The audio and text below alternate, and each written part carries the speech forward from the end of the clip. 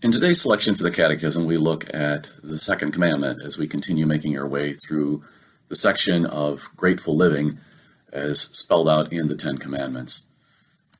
Lord's Day 35, question and answer 96.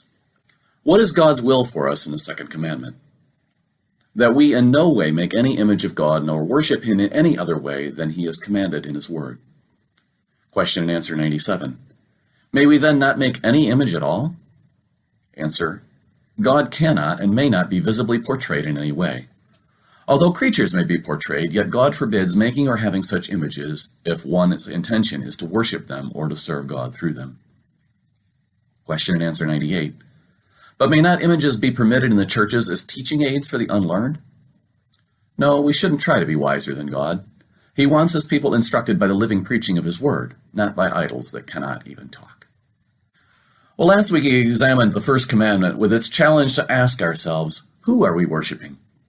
This week we turn to the second commandment, which puts before us the question, how are we worshiping? The difference between these two commands is subtle, but important. The first commandment makes clear to us that there are alternatives to worshiping the one true God. The second calls to our attention the possibility that even when we try to turn our attention to the worship of the one true God, we still face the challenge of worshiping as God commands, rather than in ways that are comfortable just to us. Leviticus 10 is one of the texts cited by question and answer 96.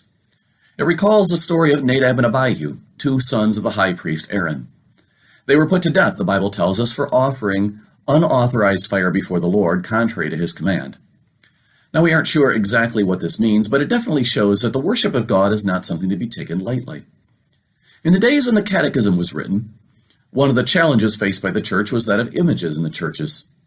Anyone who has ever stepped into a Catholic or Orthodox church can pretty quickly see a difference in the decoration when compared to a church like ours, a Protestant church. And the concern of the Reformers, and I'd say that it remains a concern in any day, is that if someone is bowing down in front of a communion wafer or a statue, it's a fairly short step from worshiping Christ to worshiping whatever it is that's in front of us, from using the statue as an aid to worshiping the statue itself. Now, the technical term for this idea that in worship we should do only things that God commands is called the regulative principle. It's this idea that means that here in this church there are lots of good things that aren't a part of worship. We don't have services where we skip the sermon to report on the missions trips we took or on our educational programs. We don't vote for elders and deacons during the service. We don't have a discussion of the church budget during worship. Theologian Richard Pratt identifies 5 idolatries in today's churches. He says, churches can become classrooms for learning, family reunions for mutual encouragement, a welcome wagon for visitors and seekers, a therapist's couch for psychological healing, or a variety show for entertainment. None of these models, he says, is entirely wrong, but any of them can become idolatrous when it becomes the central thing that we do in worship. So how should we worship? Well, God has given us an image through which we can worship him. That image, as we read in Colossians, is Christ. If we take this commandment seriously, we ought to come to worship expecting to see Jesus.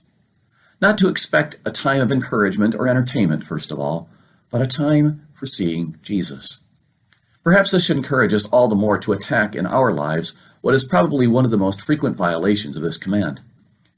Too often we come casually to worship. We come easily and instead neglect worship in our culture, sometimes even by Christians. If we are to worship as God commands in his word, then let us worship.